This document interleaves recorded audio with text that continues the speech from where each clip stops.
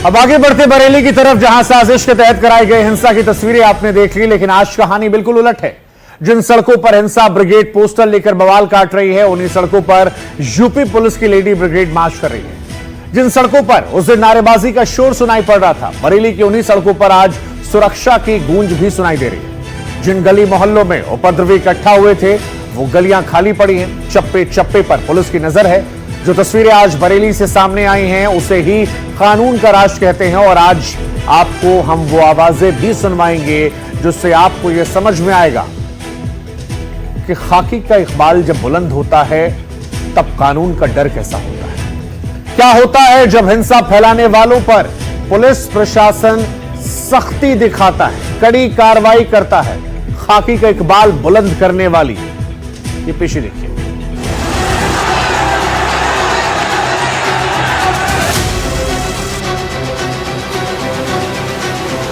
योगी के ऑर्डर से हिंसा ब्रिगेड में डर।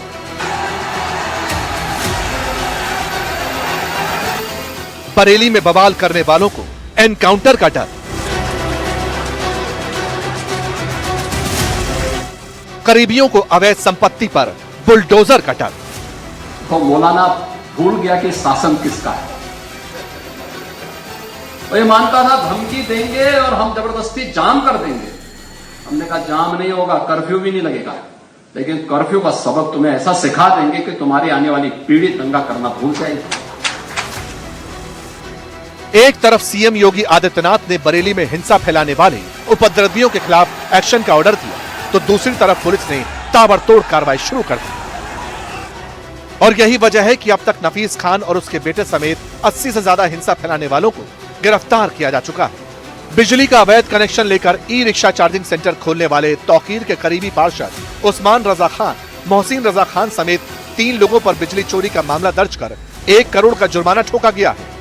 बरेली में हुए बवाल में शामिल इदरीस और इकबाल को मुठभेड़ के बाद अरेस्ट किया जा चुका है। ये दोनों आपराधिक पृष्ठभूमि के व्यक्ति हैं और इससे जो आशंका हम लोगों ने पहले भी आयोजकों से जताई थी और हमारे द्वारा विवेचना में भी ये चीज पाई गई कि इसमें बाहरी तत्व भी शामिल हुए थे, आपराधिक तत्व भी शामिल हुए थे, जिनके ये पूरा प्रयास था कि वो जो कार्यक्रम था वहां पे पहुंच के और उसको शांति व्यवस्था, कानून व्यवस्था को डिस्टर्ब करते। पुलिस तो लगातार एक्शन ले ही रही है, लेकिन बरेली हिंसा के बाद ग्राउंड पर क्या हालात है, ये जानने के लिए एनडीटीवी की टीम वहां पहुंची, जहां बरेली हिंसा का आरोपी नंबर 1 तौकीर रजा रहता है। वहां कैसे हालात देख लीजिए। ये वो गली है जहां तौकीर रजा रहता है। न सिर्फ इस गली में, बल्कि इस गली के बगल में भी आप देखेंगे तो भारी संख्या में जो पुलिसकर्मी हैं उनकी तैनाती है। और बीते जब से ये हिंसा हुई है बरेली में, तब से कुछ उसी तरह का हाल है। ये अभी कोई रोक टोक तो नहीं है यहाँ पे दुकानें खोलने में? पता नहीं, कोई रोक टोक नहीं है। कुछ कहेंगे आप? पता नहीं साहब, दुकानें वगैरह खोलने पे कोई रोक टोक तो नहीं? भैया हाँ जी भाई, आप लोग को कुछ कहोगे आप? तो फिलहाल ये जो इलाका है आप देखिए। चाचा, क्या स्थिति है यहाँ पे दुकानों नहीं। तो आप देखिए कि किस तरह से जो लोग हैं वो बिल्कुल कतरा रहे हैं, कोई बोलने को तैयार नहीं है। तौकीर के घर के बाद एनडीटीवी की टीम उस फरहत के घर भी पहुंची, जहां तौकीर रजा हिंसा से पहले रुका हुआ था। हालांकि फरहत और उसके बेटे को तो गिरफ्तार कर लिया गया है, लेकिन फरहत की पत्नी ने कैमरे पर जो कुछ कहा वो सुनना जरूरी है। हम सरकार से यही कहना चाहते हैं, हमारे बच्चों को और हम लोगों को कुछ भी ये मालूम नहीं था कि ये कुछ ऐसा होने वाला है। अगर हमें ऐसा कुछ पता होता कि तौकीर रजा के मन में क्या चल रही है, क्या नहीं चल रही है, तो हम वैसी अपनी देख रेख करते। और हम ये चाहते हैं कि हमारे शौहर फरहत खां और हमारा बेटा मोइन बेकसूर है और हम लोग भी घर वाले बेकसूर हैं। हमारा घर भी ना तोड़ा जाए और हमारे बच्चों को बाइज्जत बरी कर दिया जाए। वो गलत है। उन्होंने अगर उन्हें परमिशन नहीं मिली थी चीज की तो उन्हें नहीं करना चाहिए थी। कानून भी तो कुछ होता है। हालांकि तौकीर रजा की गिरफ्तारी से नाराज उनके भाई तौसीफ रजा कहते हैं कि अगर पुलिस का एक्शन नहीं रुका तो ठोस कदम उठाया जाएगा। ये आपने कहा कि ठोस कदम उठाएंगे, अगर मांगे नहीं मानी तो किस तरह का ठोस कदम उठाएंगे? तो वो हमारे बड़े जो कहेंगे वो हम क्या कोई प्रोटेस्ट फिर से?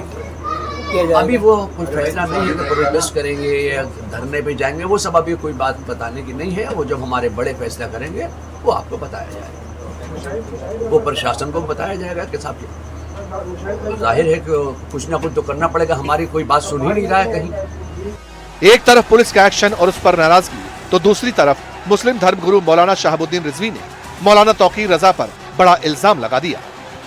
जुमे के दिन बरेली शहर में जो कुछ हुआ वो काबिल अफसोस है, ये नहीं होना चाहिए। कुछ रेडिकल लोग और कुछ पॉलिटिकल लोग, इन लोगों का अलायंस हो गया और इन्होंने ये माहौल अपने सियासी बाजीगरी के लिए और सियासी बाज़ार में अपने आप की को अहमियत और बढ़ाने के लिए इस तरीके से ये एजिटेशन किया गया। वहीं अब बरेली में टेंशन के बाद हुए एक्शन पर सियासी रिएक्शन भी तेज हो गए। AIMIM के चीफ असदुद्दीन ओवैसी प्रशासन की कार्रवाई पर सवाल उठाते हुए दिखाई दिए। वो दरगाह पे हमला हुआ कुछ नहीं, वो बरेली में हुआ वाह मैं ऐसा कर दूंगा, मैं वो कर दूंगा। एक बात याद रखो, दुनिया जब तक कायम रहेगी अल्लाह के हुक्म से, हम कट जाएं मर जाएं मगर कभी खत्म होने वाले नहीं हम इंशाअल्लाह ताला। ओवैसी डबल स्टैंडर्ड का आरोप लगा रहे हैं, लेकिन केंद्रीय मंत्री गिरिराज सिंह और यूपी के मंत्री संजय निषाद ने साफ कर दिया कि जो भी यूपी में बवाल करेगा उसका पूरा हिसाब प्रशासन करेगा। ऐसे जितने लोग हैं जो दहशत फैलाएं, माहौल खराब करें, लोगों को बवाल करें, सड़कों पर आए, धार्मिक उन्माद फैलाएं, ये अब यहाँ नहीं चलेगा। कोई कितना बड़ा रसूखदार हो नहीं होगा, सब जाएंगे, जितने लोग भी आए सब जद में जाएंगे, सब जेल जाएंगे, सब के ऊपर कानून कार्रवाई होगी। बरेली की घटना खुद अपने आप में जो शैतान हैं उनको वहाँ का कानून सजा दे देगी। सियासी बयानबाजी एक तरफ, लेकिन सवाल है कि आखिर जिसने बरेली को हिंसा की आग में झोंका, जिसने सड़कों पर बवाल मचाने की कोशिश की, उन पर हो रहे एक्शन पर सवाल क्यों उठ रहे हैं? क्या सवाल उठाने वालों को यूपी में कानून का डर अच्छा नहीं लगता, या फिर ये उनकी सियासत को सूट नहीं करता?